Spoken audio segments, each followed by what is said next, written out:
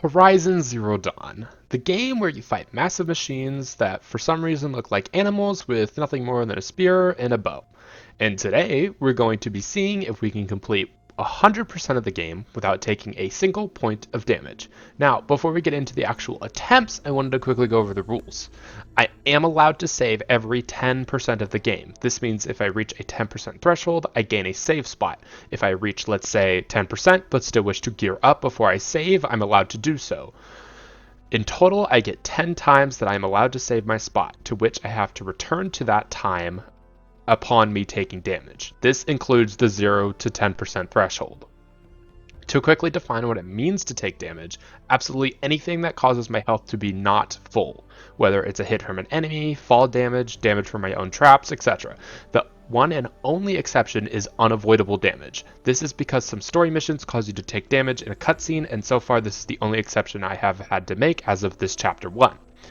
We start off the game as a small red-haired girl named Aloy. This is our main character, and for the first 15-ish minutes of the game, she is incredibly young, for story tutorial reasons. We fall into some ruins made of rock and metal, and while we search for a way out, we discover a corpse and find it best to happily walk up to it and steal unknown machinery off of it. This is how you know you're a main character. This machine we take off of the corpse is called a focus, and it allows us to analyze the world around us in a special way. This is the story's way of giving us a menu and quest markers along with glowing things that tell us how to solve puzzles, defeat machines later on, and overall the info tool of this game. Using our new life-changing earpiece, we solve some simple puzzles and learn how the focus works, analyze some old audio logs, which are collectibles we need for our 100%, and find the way out of the cave, where we meet our caretaker, Rost, who immediately begins to teach us how to hunt, how to heal, this guy. Then how to throw rocks for a distraction, how to make arrows. We even kill a robot cow, Strider, and then we learn stealth with the help of our focus, saving an injured boy from getting killed by. And then we get bullied for not having a mom. Not a dead mom, we just never had a mom, apparently.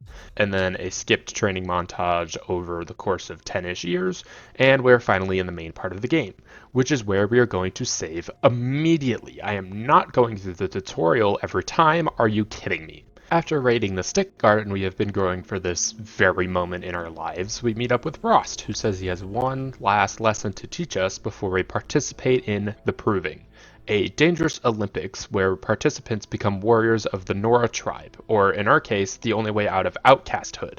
But for this lesson, we need to kill some other machines for some fire arrows, because animals made of metal are sometimes weak to fire for some reason.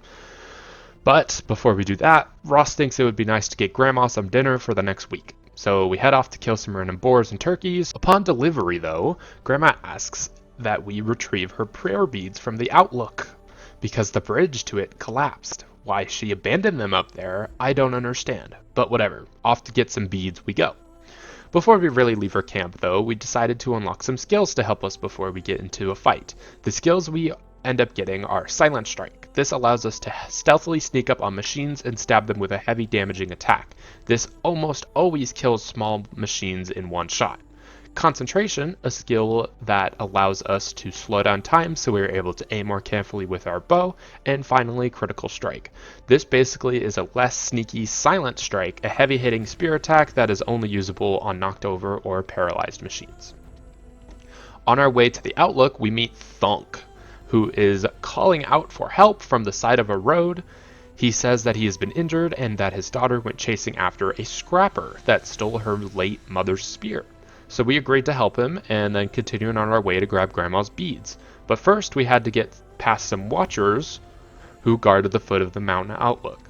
Watchers are the most basic machine this game has to offer. They have minimal guard around their already small body and a large glowing eyeball in the center of their head that acts like a gigantic weak point that if we hit is almost an insta-kill. To classify them for ourselves, they are what we will call a small, weak monster. Weak meaning I wouldn't bat an eye at fighting them, and small being about 1.5 size the times of Aloy or less. Because they are so small, we are able to sneak up on them from behind within the tall grass and silent strike them in a single hit and shoot the third one in the eye, knocking it out instantly, climbing the overlook through a very risky parkour route, which is one of the game's favorite things to make us do for some reason. We yoinked Grandma's prayer beads and ran off to go visit the same ruins we fell in as a child, killing every animal and machine we ran into along the way, including some of those that look like cows. These are called striders. Striders are an almost passive machine that enjoy staring at grass, but are typically accompanied by watchers for a warning device. However, striders hold an important resource, blaze. The blaze canisters on its back double as a weak point and an explosive, so lighting it up with some fire arrows can cause a massive explosion, setting other striders nearby, especially because they always travel in herds, leading to a high risk, high reward if we're caught up in the blast. They are also a small and weak machine. Falling back into the ruins, we slay some rats, knock down some stalactites and stalagmites, and loot the forever decaying materials from the chests behind the walls of rock, including an ancient power cell, unlocking a quest that we won't be able to complete for quite a while. On our way to find Ariana, Thonk's daughter, we find her stranded in a tree above a group of 4 watchers, and before we can really take any of them out, we get completely body slammed into the dirt, causing our first reset. Slowly gaining an actual route, we find ourselves back at Ariana's circumstance and successfully take out the Watchers with a few well-placed arrows. Talking with Ariana, we learned that which direction the Scrapper was headed, and we promised to go retrieve her spear for her, and sent her back to her injured father on the side of the road. While hot on the Scrapper's trail, we meet our traitor friend Karst, who, although is not supposed to speak to an outcast like ourselves, decides it's worth the risk. With Karst, we trade away some resources for metal shards, the currency in this game, and we also trade in some special tokens from the Frozen Wilds DLC I have installed for some extra weapons and resource boxes. Altogether, we walk away from Karst with a tripcaster, a sharpshot bow, and a ropecaster, which I will explain as they become relevant, but as we continue chasing down the Scrapper, we see it overlooking a ledge and use our new bow to take it down. The Scrapper is one of the tougher small machines. It has 2 long-ranged attacks, a laser, and a rapid fire of energy pellets. Its loot is incredibly valuable to us, as it drops metal vessels, which are used to make traps, which is an incredibly useful tool when trying to not take damage. However, the Scrappers are similar to the Striders in that they enjoy staring at the ground, supposedly looting other machine corpses. But this also means they have a scanner on their back that can help them identify where the corpses are, but also detects me if I'm not hidden in any grass. Thankfully, though, this scanner doubles as a very exposed weak point. The sharpshot bow works like a sniper, in that it takes longer to reload and fire, but its accuracy and damage are increased, so much that the 2 shots to the scanner of a Scrapper is a kill. And because we killed it over the ledge, we are able to quickly run in to loot the Scrapper for the spear and run out without alerting any other machines in the area. Fast traveling back to Thonk, we return the spear, which in return we gain a bunch of experience points, and he uses his epic spear making skills to upgrade our spear with a slight damage buff, and we finally run back to Grandma to return her week of food and prayer beads, granting us a little bit more experience points. Killing everything in sight on the way, we arrive at a large rock with a girl named Alara, yelling for her brother Brahm off the rock. Turns out Brahm, her brother, was exiled to be an outcast like me, but his sentence is over and now she has no idea where he is and she is searching for him. And his camp that she knew about was ransacked, so she sent us to investigate. Arriving at the camp, we find it to be overrun by watchers, who we quickly take down and begin our investigation. Following a trail of blood leading away from the camp, we find an abandoned bucket soaked with the same blood that littered the camp. A fake death! The plot has thickened and we follow the trail away from the bucket to the corpse of a boar blood. This means somebody wanted everyone to think they died. But why? We follow the trail further to find out.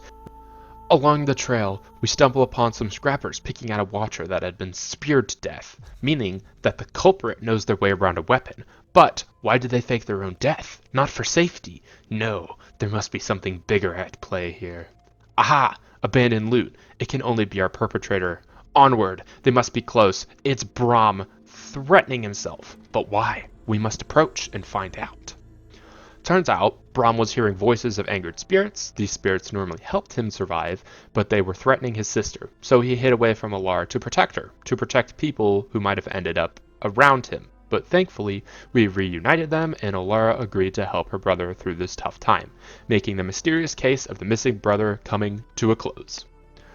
With Brahm and Alara reunited, we finally meet back up with Ross to finally learn his lesson he wanted to teach us, and he leads me out of All Mother's Embrace, the territory of the Nora tribe. And as we walk through a path littered with machine corpses and a lonely watcher, we eventually meet a sawtooth. Sawtooths are medium-sized machines, about 4 times my size. Although sawtooths have a heavy health pool, their attacks are pretty limited to claw swipes and body slams. Sawtooths are also weak to fire, with a large blast canister on their chest, making it a weak point and a large explosion if we can strike it with fire arrows. While doing research for this challenge, however, I learned the safest way to deal with sawtooths is to place down some proximity mines and let them walk into it. Combined with some fire arrows and shock wire from my tripcaster, I take it down without much problem. The tripcaster is a short-ranged weapon that allows me to shoot down 2 ends of a rope, creating a tripwire with an elemental effect. In this case, shock, which temporarily paralyzes machines, which allows me to critically strike them.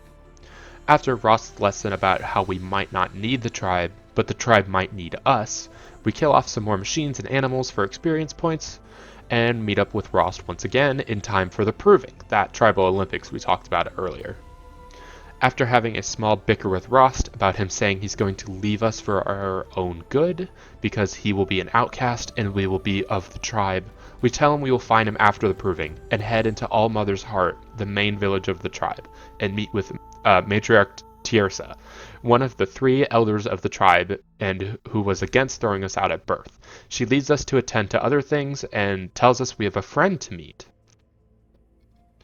Turns out that this friend is a young adult named Teb, the boy who we saved back in the tutorial, and he has become a leather worker, creating us a new piece of armor. Heading further into the village, we meet a crowd of people who are angry at a priest wearing a red robe, because he is of a different tribe, the Karja. Turns out, the Karja raided the Nora tribe for blood sacrifice to their gods during a war in the not-so-distant past, but a member of the Oseron tribe tells them that the priest is here to apologize and make amends.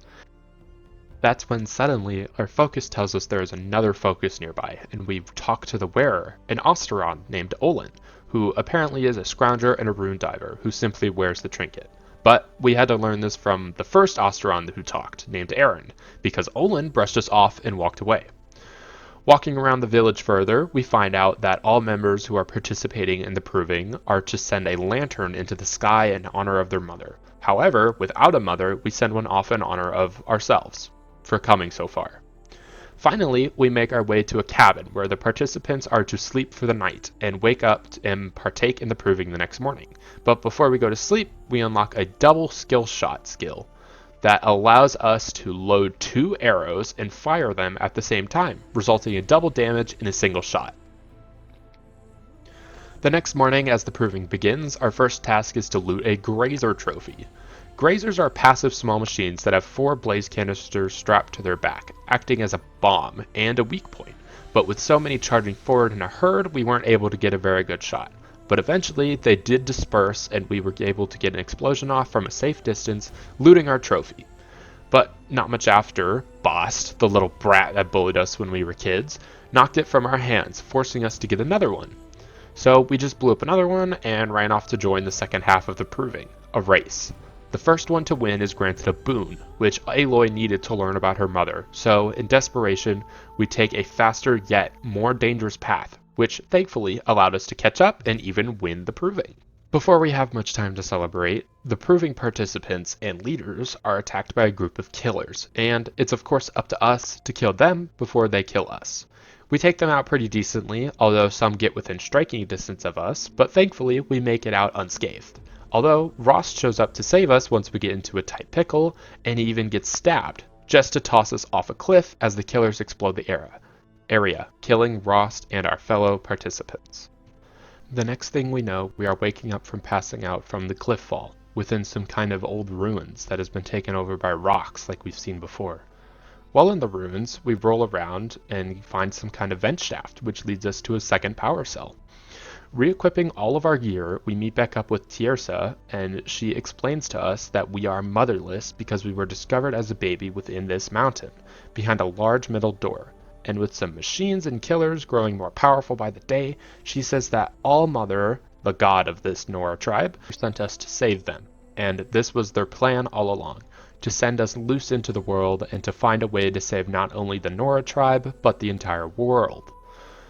Leaving All Mother Mountain, we make our way towards the exit of the village, where we meet a siege against the village. A medium spider-like machine with a pack of striders come rushing at the gate, bashing it down. The Corruptor is a medium-sized machine with the unique ability to corrupt other machines, making them fight with it. The Corruptor's large tail also allows it to launch rocks out of the ground to be thrown around. The way it corrupts machines is with an odd 360-degree cannon on its back. Although both the corrupted machines and the Corruptor itself are weak to fire, we can in fact overheat the Corruptor, which exposes cooling rods, which act as a hidden weak spot.